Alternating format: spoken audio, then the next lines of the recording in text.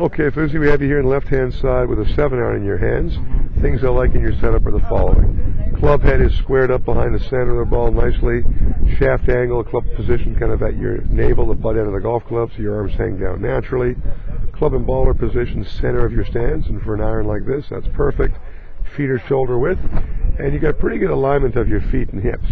Shoulders for pretty much all your swings tend to be lined up open, right? So by keeping that right arm of yours almost slightly tucked in and soften the grip pressure on your right hand, that'll help square up your shoulders.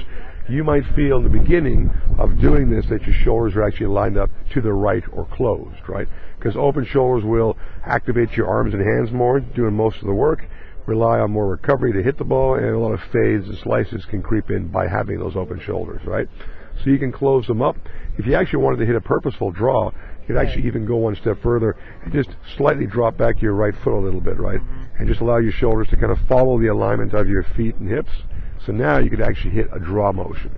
But I think for starters, let's get you used to squaring up so you can at least swing down the target line more effectively.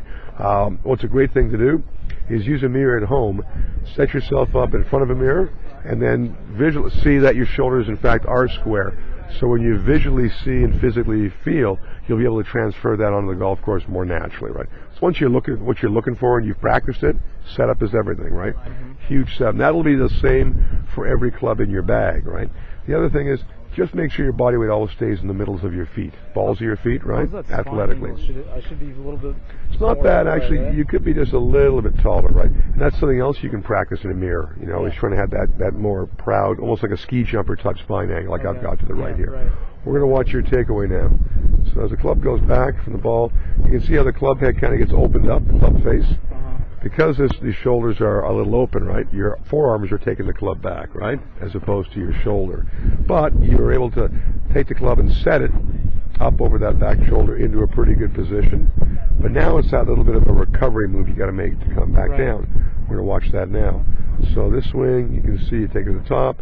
The club comes a little over the top. See how the golf shaft redirects a little bit? So you bring the club a little bit in front of your chest, drop the club down, release your hands, and then turn the club over with your forearms and wrists and hit the ball decently. But we want to have less moving parts required to do that more effectively, right? I can feel the recovery. Yeah, so it's just turn the shoulders back from a squared position and then release on through naturally and just practice that and get comfortable with that type of motion. That's sweet. Okay?